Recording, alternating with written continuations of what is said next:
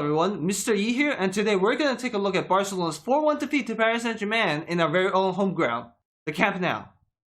Barcelona started the game with a 4-3-3 as usual, with Griezmann, Messi and Dembele forming the front three. Pedri, Busquets and De Jong make up the midfield whilst Piqué and Dest returns to complete our backline with Jordi Alba and Longley. Koeman showed great desire to win this game by risking two players who had just returned from injury into the starting lineup. Be noted that this is Piqué's first official appearance since November 2020. Paris Saint-Germain lined up in the 4-2-3-1 formation with Mauro Icardi playing up front, supported by Kylian Mbappe, Marco Verratti and Moise Kean.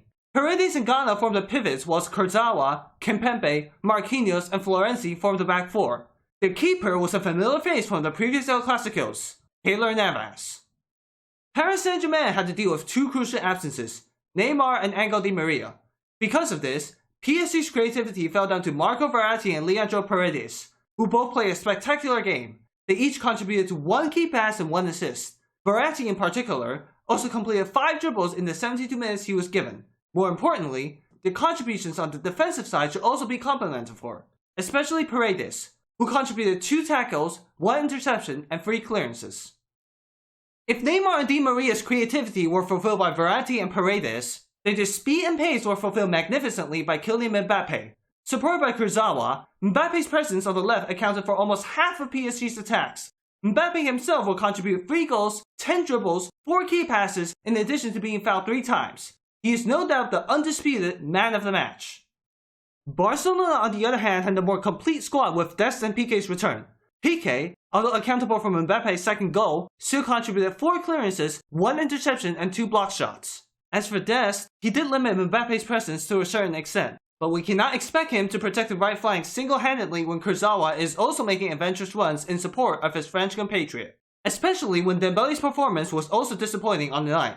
He didn't create enough chances for us on the right-hand side, nor did he track back enough to help out the young American. Barcelona started the game with a strong sense of cautiousness. We didn't press PSG as aggressively as we would do in La Liga. Messi would constantly retreat to link up with Pedri to create chances for Griezmann and De Jong, who was once again making constant runs into the opposition's box. When Barcelona are not in possession, they would drop into a 4-5-1 to protect its fragile defense. Pedri found Griezmann with a fantastic pass, but the latter was unable to apply the lethal finish due to Kimpembe's presence. Icardi also had a chance shortly afterwards when Mbappe capitalized from a Pedri mistake. Luckily for the youngster, he was able to make up for it. We took the lead in the 27th minute when Messi found De Jong with a fantastic long ball, who was later fouled by Kurzawa in the penalty box. Messi converted the penalty by smashing it into the top of the net. Just 1 minute later, Dembele had a chance to double our lead, but his shot was astonishingly weak and did not trouble Navas to the slightest. PSG got their equalizer in the 32nd minute through a goal by who else but Kylian Mbappe. When we look over at this goal again, we can see Dembele should be accountable for at least 50% of the responsibility.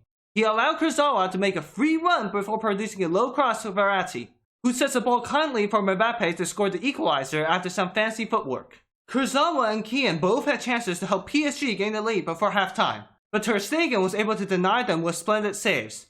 Shortly before halftime, Ghana got himself into another dangerous challenge. As a result, he was taken off before the second half. If the first half looked equal, then Barcelona no doubt fell apart in the second half. PSG took the expected lead in the 65th minute when Florenzi broke the offside trap to cross the ball towards Icardi.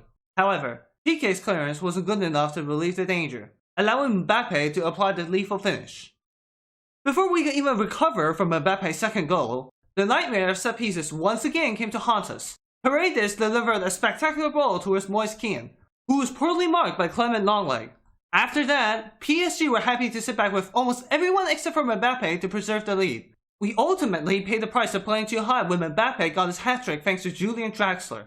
Braithwaite had the opportunity denied by Marquinhos in the final minutes. The game ended shortly afterwards and Barcelona are safe to say, out of the tie. This defeat once again reminded us of a bitter truth. We are no longer a top side in Europe. Paris Saint-Germain were the better team on the night in almost all aspects and they hurt us in the 2 best possible ways: speedy counterattacks and set pieces. Against lower opposition teams, we can afford to have more midfielders move into the box to increase our chances of scoring.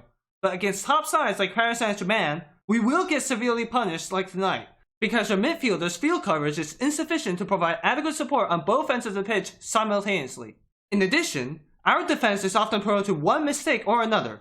Our distance with PSG and the other top sides in Europe is way beyond what tactical changes can offer. But at the same time, our financial situation won't allow us to purchase any superstars like Ronaldinho in 2003 to rejuvenate our squad.